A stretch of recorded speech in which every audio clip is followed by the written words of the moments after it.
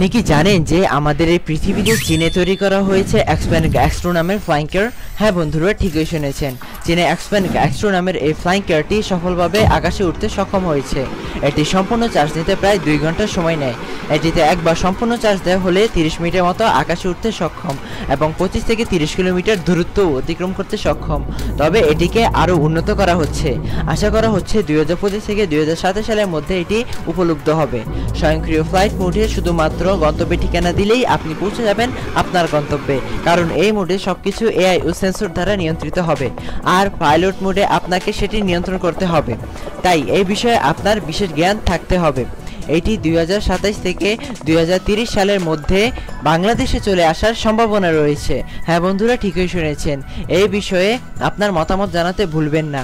এমনই আরও ভিডিও পেতে আমাদের এই চ্যানেলটিকে সাবস্ক্রাইব করে এই ভিডিওটিকে লাইক ও শেয়ার করে দিন। আপনাদের সবাইকে ধন্যবাদ।